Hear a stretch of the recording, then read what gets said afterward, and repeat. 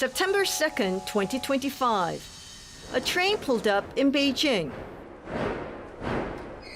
It carried two VIPs, two very important passengers. One is no stranger to China, North Korea's supreme leader Kim Jong-un. But it was the other VIP that caught everyone's attention. The young girl behind Kim, who got everyone talking because she is her father's daughter.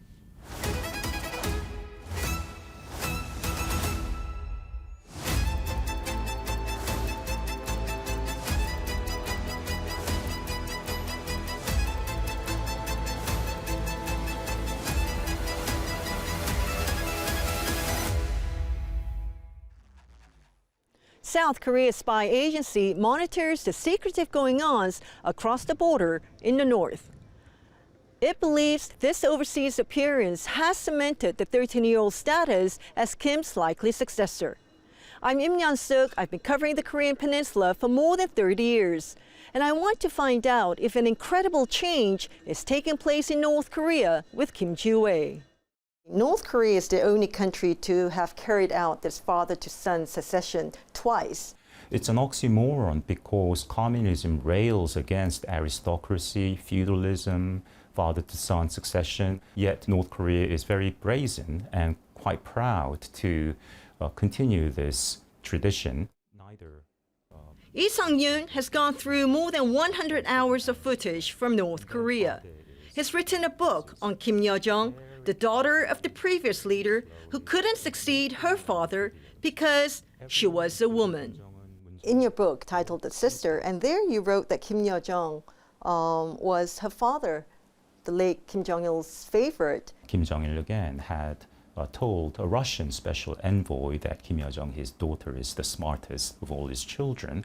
And yet she was not named the successor because she was a female. Both North Korea and South Korea are patriarchal, Confucian cultures where male dominance has been the norm over the centuries and millennia, although I would argue that North Korea is even more male-dominated than the South. So can we ever expect a female supreme leader to emerge? Many people say it's an impossibility or the people won't accept that. I disagree. So female heirs are acceptable to North Koreans? It's jarring, it's unprecedented, but to the North Korean ruling family, what is more important than going against this kind of sexual bias or bias against females is that power must remain within the family and the next supreme leader must be a direct line descendant, sort of the trunk of the state founder, Kim Il-sung. The daughter is obviously Kim Jong-un's daughter, so she, even as a female, is qualified to be the next leader. When we talk about Kim Ji-woe, we really don't know much about her. There's nothing official. Kim Jong-un has been parading her around since November of 2022, I believe, not including the recent trip by the Kim family to Beijing via train, that the daughter has been shown publicly almost 30 times. So that's clearly sending the message to the world that she will inherit Kim Jong-un's power. The daughter's international debut was in November, I think November 18, 2022, at a very wholesome family outing, an intercontinental ballistic missile launch. And at the time, she was younger, obviously, than she is now, almost 3 years later. So she wore a white puffer coat. The sleeves were too long. She looked like a little girl. It caught everyone's attention because it was the very first time that the North Korean state media revealed to the world that this cute little girl is indeed the supreme leader's daughter.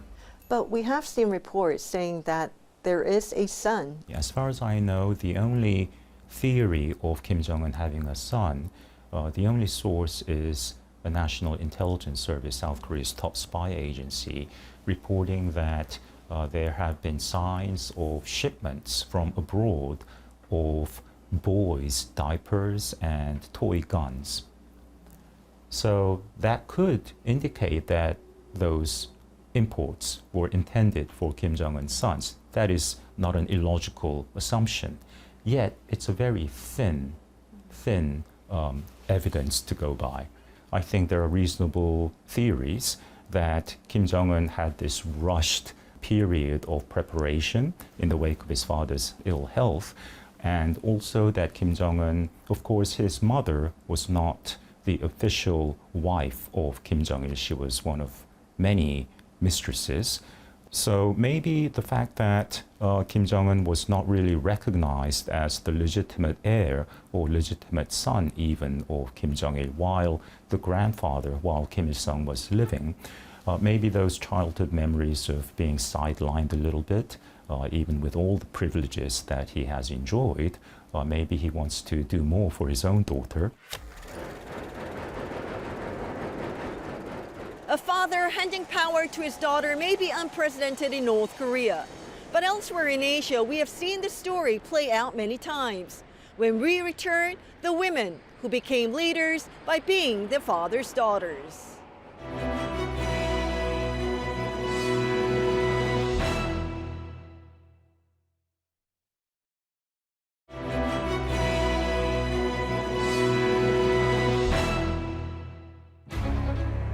Paetongtarn Shinawatra, Sara Duterte, Nurul Izzah, Kim Jue. Like many before them, they have risen in politics by being their father's daughter. But is there really no other way for women to rise to power in Asia? Hey, Saxon, Yeah, good FIFA. to see you. How was your flight? Not too bad. So, we've been talking a lot about political dynasties across Asia. When it comes to daughters, it doesn't seem like it's just coincidence. I mean, in Malaysia, we have Nurul Izzah Anwar, the daughter of Prime Minister Anwar Ibrahim. And in Thailand, We got Paetongtarn, the country's youngest and second female prime minister, and her father, the very omnipresent Thaksin. Now, the Shinawats have always been a dominant political force for the past 2 decades. But alas, she's not prime minister anymore, and her father is in jail. seems like there's so much to talk about. Let's go meet someone who's been studying succession and dynasties here in Asia up close. Let's do it.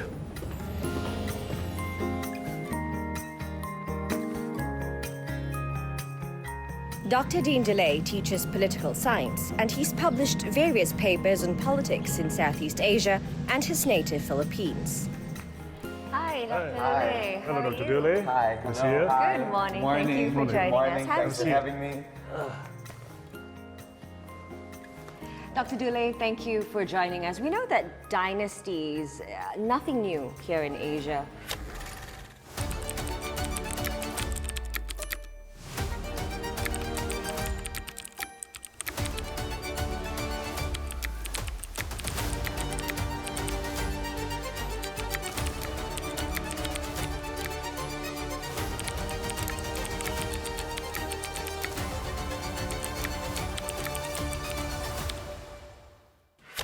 Is this dynamic common, that women leaders are so often introduced into politics this way? And what does it take for them to move beyond just being known as their father's daughters?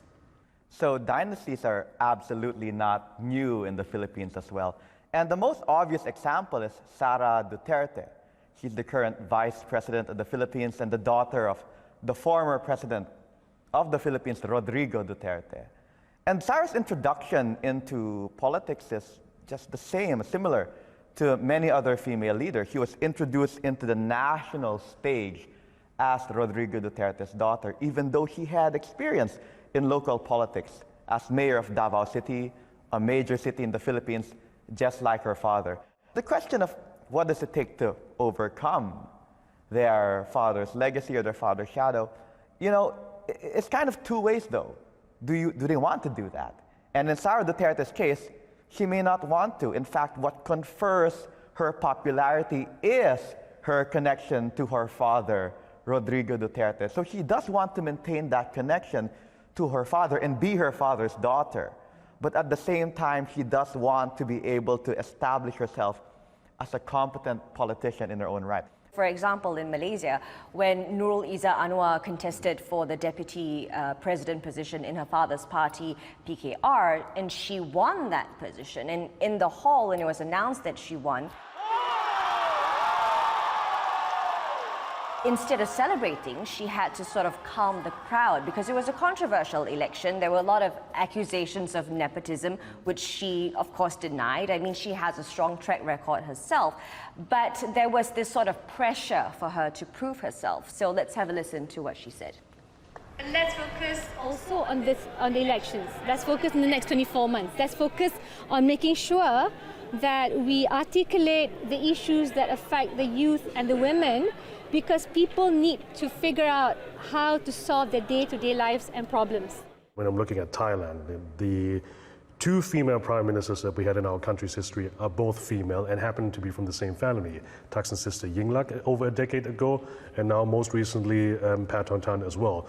But unlike Sara Duterte, they were both unproven, especially Paetongtarn being the youngest daughter.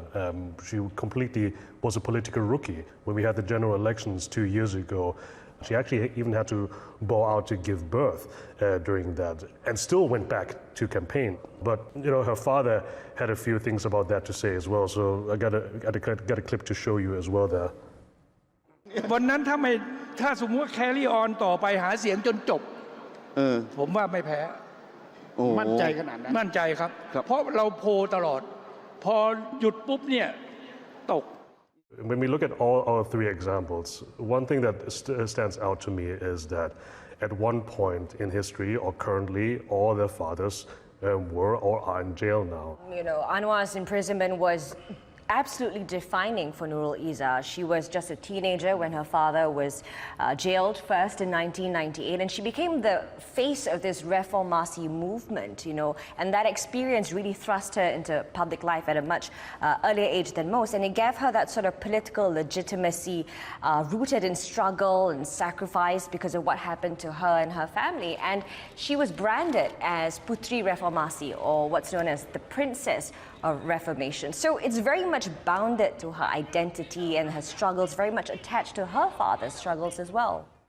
In my opinion, the Duterte brand is already established, and Rodrigo Duterte being put in jail, if it does anything, it actually enhances the existing sympathies and sentiment of Duterte supporters for the Duterte family and for Sara. You know, what's interesting about Thaksin's incarceration, we saw Thaksin going to the court and he was accompanied by his daughter. So they went in, but only Paetongtarn came out. And I can still very vividly remember the picture of Paetongtarn walking towards us through the camera, but you can literally see on her face that there were thousands of thoughts going through her mind right now, how she is actually still processing that her father is actually going to jail, given how many times he has escaped jail. But then when she stood in front of the microphones, it's almost like she flipped a switch, put on a brave face, and also that she's also going to stay on as party leader of the party that he founded so many decades ago. So my impression is, similar to what you said about the Dutertes, is that the Shinawatra brand stays, even if the patriarch is in jail, and she's holding down the fort until he comes out of jail again. Being from that family confers a lot of benefits. So that's the major thing. Sara Duterte is very popular because she is a Duterte, but being a woman. So if you think about Duterte as a very masculine, a very machismo and in-your-face brand, then you know, it does confer some level of challenge for Sara to be able to, as a female politician, inhabit or embody that machismo or masculine brand. Rodrigo Duterte would make comments about his daughter, telling her that she shouldn't run for president and what have you, and in some ways, I guess, publicly trying to influence Sara's decision. But ultimately, when Sara did run for vice president, Rodrigo Duterte was very supportive. But I think besides the overbearingness of their fathers, it's also about the shadow that these daughters are under. I mean, in Malaysia, we know that Anwar Ibrahim has a larger-than-life personality. He's a great orator, he's the face of the Reformation movement. So for someone like Nurul Izzah, that shadow is quite impossible to escape. And we saw this very clearly with his wife as well, Wan Azizah, when she made history to become the first woman deputy prime minister of Malaysia. And I was there covering Malaysian politics at that time. And when Anwar was released from prison and when he accompanied her as her spouse, the attention just shifted to him. The headlines were all about him and the narrative was surrounding him as well. So for someone like Izzah, it's going to be quite difficult to move away from her father's shadows. It is very interesting to see that, you have all these female leaders trying to step out of the shadows of their father, and we have been discussing them at length here. But, I have found one exception to the rule here. Well, we'll find out more after this break.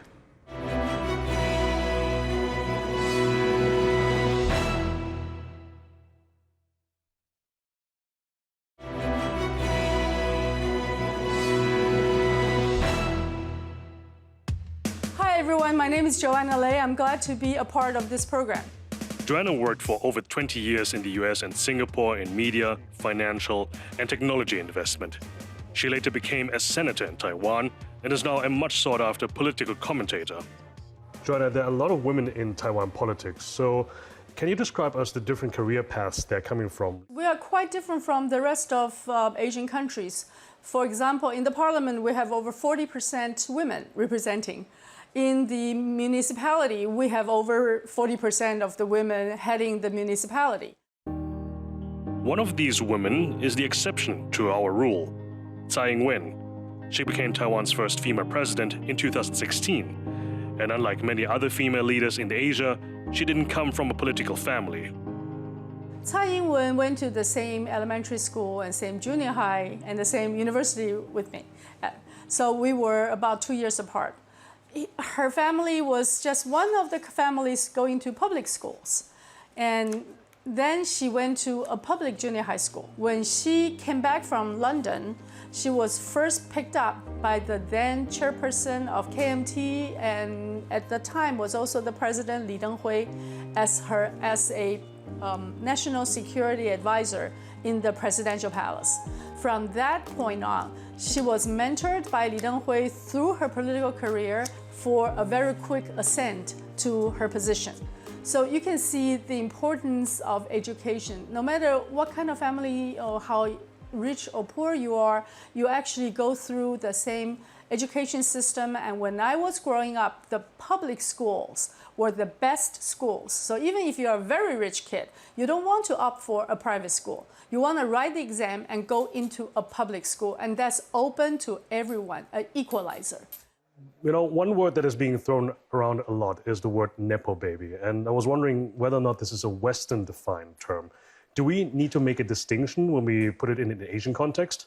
When they look at Asia, they see our traditional heritage and traditional culture all across Asia. Typically, women are subservient in historical terms. However, Asia does have another tradition that's a seniority tradition. When young women become a matriarch, they often lead an entire family or even entire enterprise, a business. So the seniority part can partly explain why it's so easy for Asian men to even accept strong Asian women in top positions, because a grandma is always respected wherever you are in Asia.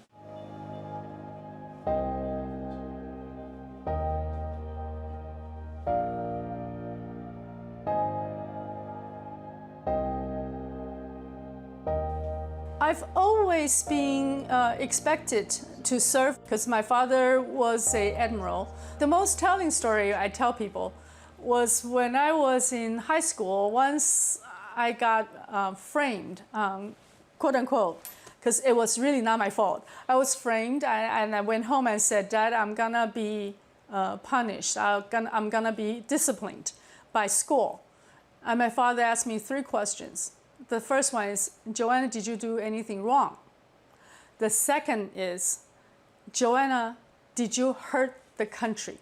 I was a high school kid, second year in high school. And my father's second question was to say, have you heard the national interest? Because that's his experience. He experienced a lot of turmoil when he was in high school. And then the third question was, Joanna, do you need my help? I think these three questions I carried with me, because wherever I go, I remember how he taught me to do the right thing from the beginning. You seem to speak about him with a lot of fondness. Yeah, he's a big hero in my life.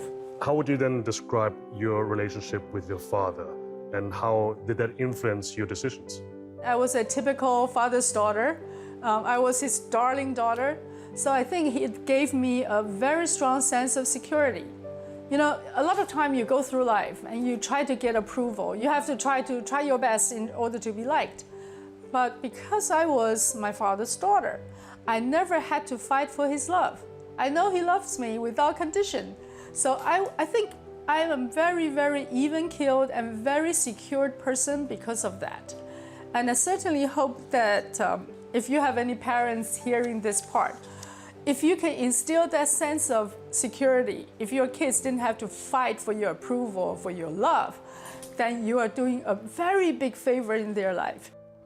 So just watching that, I can't help but reflect on my own perspective, both as a daughter, I'm the eldest, and so there's a lot of influence from my dad, my love for football, for example, but also as a working woman in this part of the world. And I realized that daughters carry a different kind of weight. I didn't grow up here in Asia. I was actually born and raised in the West.